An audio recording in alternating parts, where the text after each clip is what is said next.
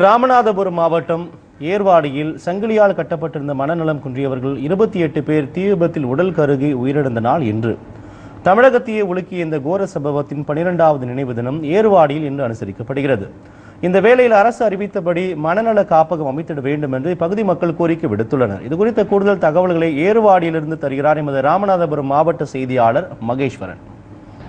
தமிழ்நாட்டில் ராமநாதபுரம் மாவட்டம் ஒரு சிறப்புமிக்க மாவட்டம். இங்கு ஜாதி மத கலவரங்களை தாண்டியும் புண்ணிய ஸ்தலங்கள் உண்டு. இந்த புண்ணிய ஸ்தலங்களானது இந்து, முஸ்லீம், கிறிஸ்டின் என்ற அனைத்து மதங்களுக்குமே தனித்தனியாக உள்ளது. அதில் முக்கியமான ஒன்றும் ஏர்வாடி தர்கா. அந்த ஏர்வாடி தர்காவில் மனநல பாதிக்கப்பட்டவர்கள், அதாவது பில்லி சூனியம் வைத்து மற்றும் காத்து கருப்புகள் காணப்பட்டும் மனநலம் பாதிக்கப்பட்டவர்கள் இங்கு வந்து அனுமதிக்கப்படுகின்றனர்.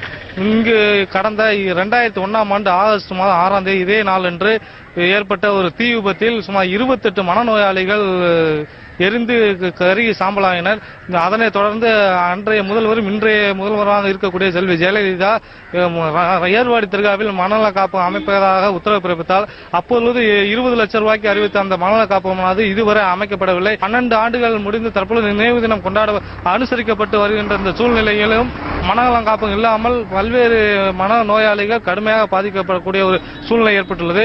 மெண்டல்களை, பைத்தியங்களை கட்டியிடாமல் இங்கே பராமரிக்க முடியாத காரணம் ஆயிரக்கணக்கான வகையிலே வந்து கொண்டிருக்கிறார். அவர்களுக்கு பாதுகாப்பு இல்லை.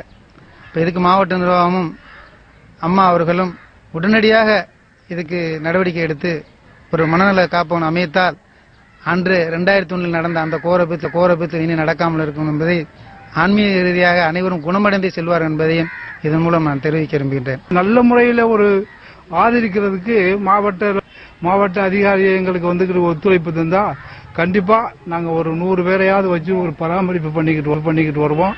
ஜெயலலிதா அம்மா உத்தரவுக்கு படி அவங்க காப்பகம் கட்டி தர்ற வரைக்கும் இந்த ஒரு முதல் உதவியா இதை எங்களுக்கு மாவட்ட அதிகாரி அவர்கள் செஞ்சு தருவான்னு நம்பி இருக்கிறோம். ராமநாதபுரம் மாவட்டம் கடலோர மாவட்டம் என்பதற்காக கடலின் காற்றில் அந்த அறிவிப்பானது போய்விட்டதோ என்ற மாவட்ட மக்களின் நிலைமையை தற்போது உள்ள முதல்வர் செல்வி ஜெயலலிதா உடனடியாக அதனை நிறைவேற்ற வேண்டும் என்பதும் நிர்வாக மட்டுமல்லாமல் மாவட்ட மக்களின் முக்கிய கோரிக்கையாக உள்ளது.